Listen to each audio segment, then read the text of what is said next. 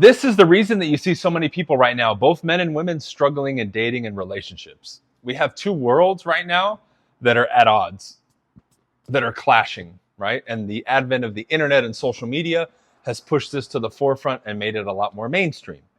You have our nature as human beings, and then you have our higher intellect and people who will rise above our animalistic nature as human beings. Both of these worlds are constantly clashing. Now, ideally, you want to be an individual, both a man and a woman, right? If you're going to, again, have a long-term relationship, long-term. This doesn't apply to flings and one-night stands. That's not what I'm here to talk about, right? Ideally, you want somebody, man and woman, who understands both but lives in this realm, which is higher intellect. I understand our nature. I know what my shortcomings are as a human being. However, I will use my higher intelligence to overcome it. The reality is, because of societal pressure, social media, our upbringing, and just the current climate of the world, the odds of that happening are very, very slim. Now, I've been in 2 very long relationships throughout my 40 years on this planet, and thankfully, they were of this nature, right? However, I believe I lost both of them because they slipped back into this one, unfortunately, right? Let's talk about it. Our nature as human beings, okay? The reason that it clashes with the other world is it's counterintuitive. As a man, I'm sure you were taught by mass media, movies, right? Pop culture, be nice to girls, buy them flowers, right? All that stuff. Unless you had maybe a very astute parent that taught you the reality of dating and the opposite sex, which very few people actually had. Most of us just learned by observation or what was spoon-fed to us. Now, I never really fell into that camp. I kind of wised up to things very early on, and I made mistakes, but very quickly early on, I corrected it.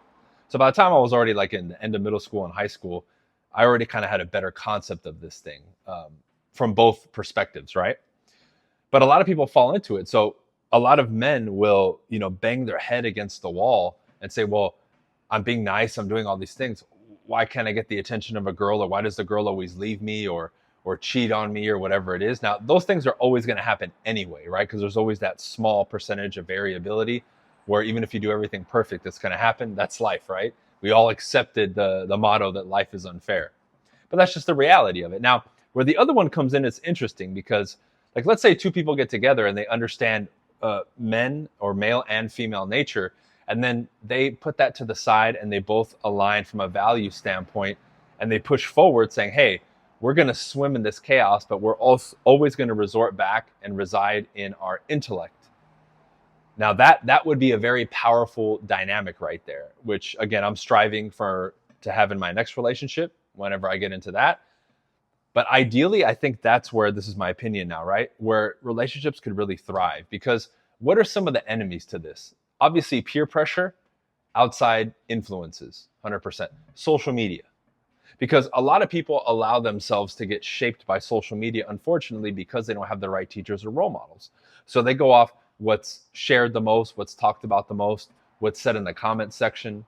And right now, both sexes are at odds with each other.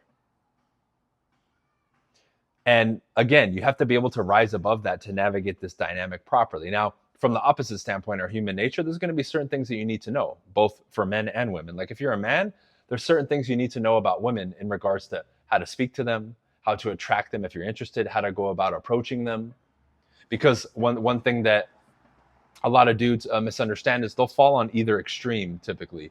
They'll play it way too nice and be labeled as a friend because there's no attraction between them and the woman, or they'll be way too aggressive and obnoxious where all they're saying is, hey, I just basically want to sleep with you. And then they'll turn the woman off because it's too much and it's too direct. The only people that can really get away with that would be the top level celebrities or people who have crazy amount of status.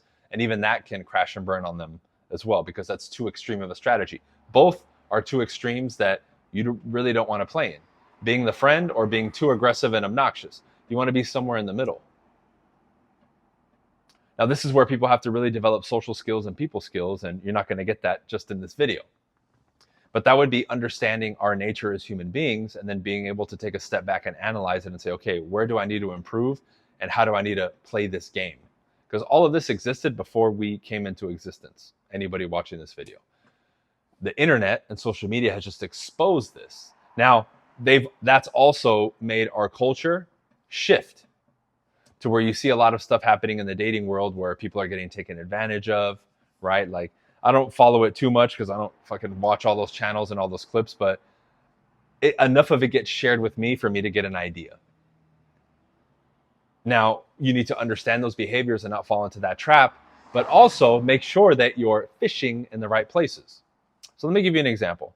If I'm looking, again, I'm not talking about hookups, one night stands and all that, right? You could just go out into the world and get that probably pretty easily for most, I think, I don't want to say most people, but for the average person, if they put in effort and they put themselves out there and they talk to enough women, right? And vice versa. It's a lot easier for women, but for men, right?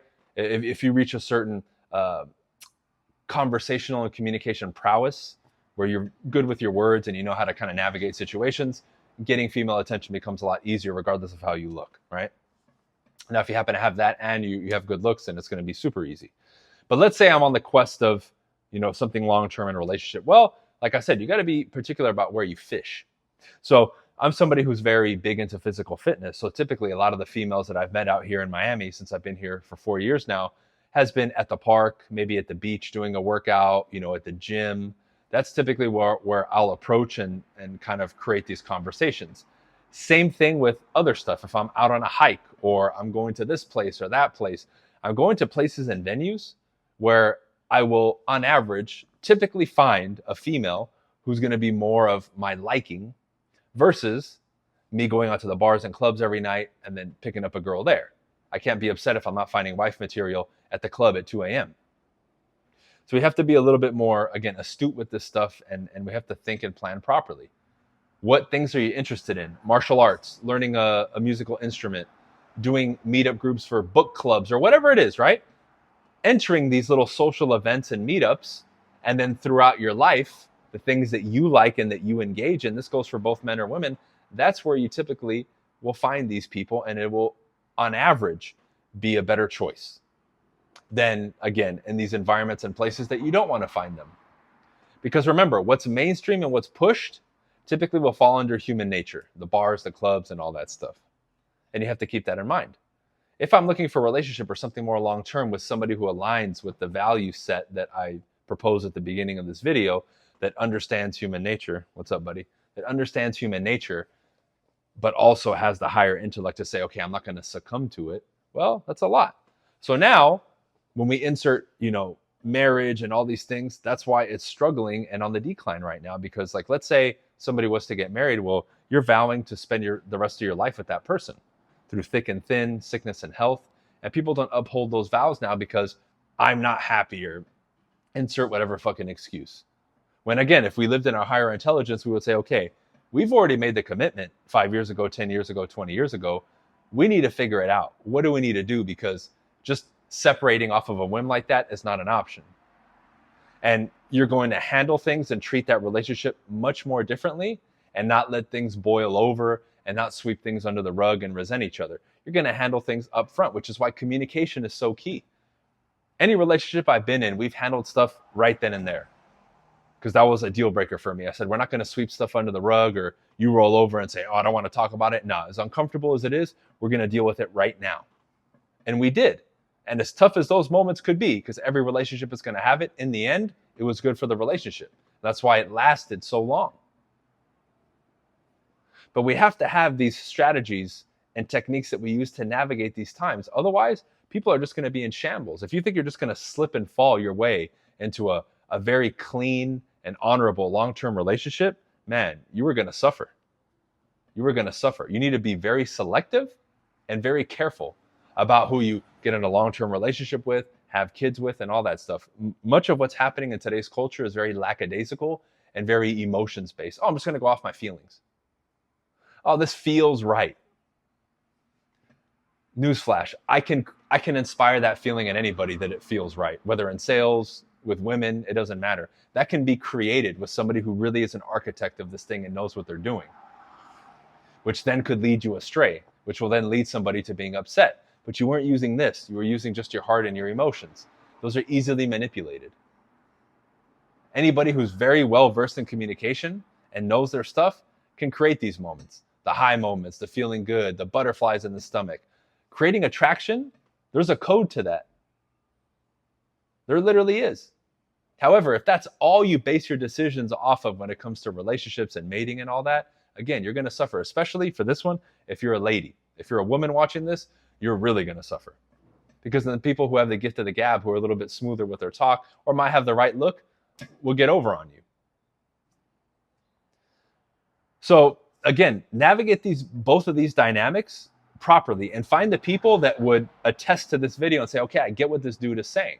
Because I might even have people attacking me in this video for whatever reason. I'm just trying to take a step back objectively here and help people.